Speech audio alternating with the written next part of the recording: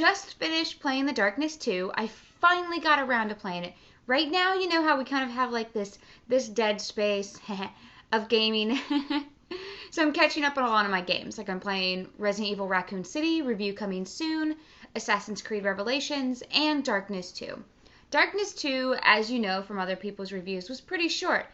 But the shortness of the game wasn't actually a problem for me. I didn't beat it in like 5 hours like some people are saying. I think it might have taken me maybe more like 7 or 8 hours.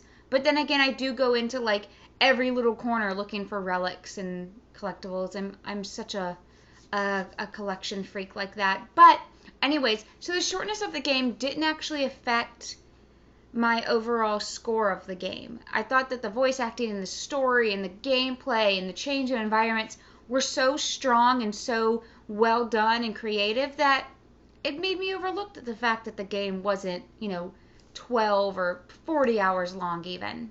I really wasn't a huge fan of Darkness 1. Go ahead and get that out there. I know a lot of people were, but I played it. I didn't finish it. It just didn't resonate with me. Nothing really grabbed me about it. It was kind of like fun for the first 45 minutes, and then I was just like, I'm done with this. Move on to the next one. Darkness 2 had me absolutely hooked from the very start. And the game knows how to start off a game. You've already played the demo most likely, so if you haven't, this will probably be a little bit of a spoiler. So you start off going into a club, you're the head of you're Jackie and you're the head of a mob family. So you're going into this club, this restaurant, and everybody's kissing your ass, and all of a sudden there's a hit on you.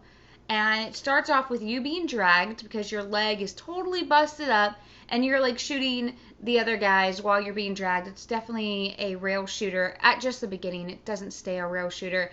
And it just really opens the game in your face just with explosions and guns and just rah, which I really like. I love it when a game starts off and it's just awesome. And that's how this one definitely started off. And then, of course, you get the control of your demon arms. One does the grabbing and one does the slashing. And the best part about the demon arms is definitely the executions. I mean, you're like grabbing them by the feet and ripping them apart, or you're slashing them and you see their torso go flying, or you're taking their heads off, or there's just one where you spin them up and then your demon arm goes in through their chest and comes out kind of like a chest burster.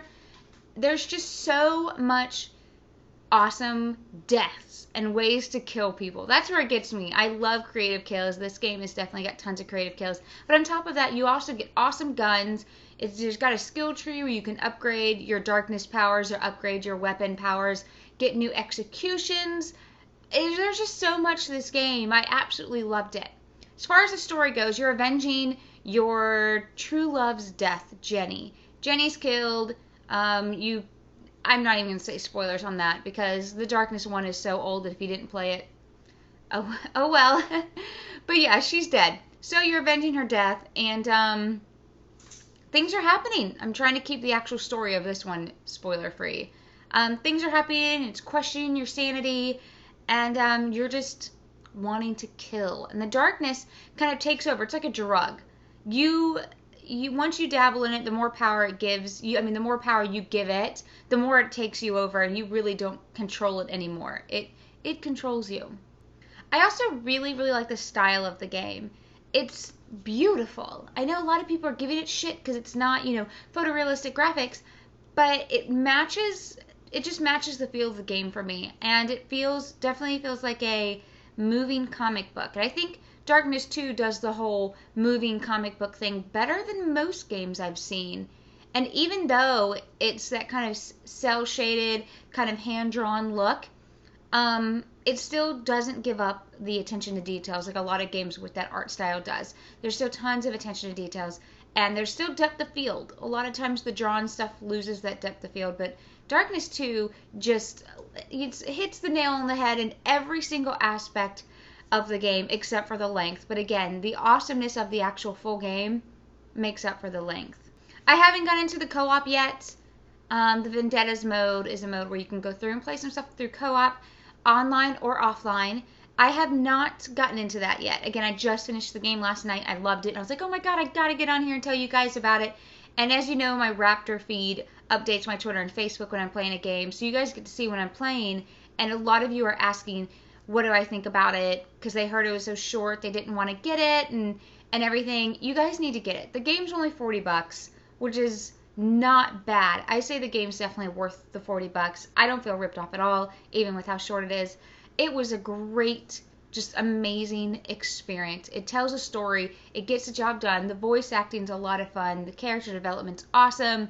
And there are just some levels and environments in the game where you're playing it and you're just going to be like, oh my god, this is so cool.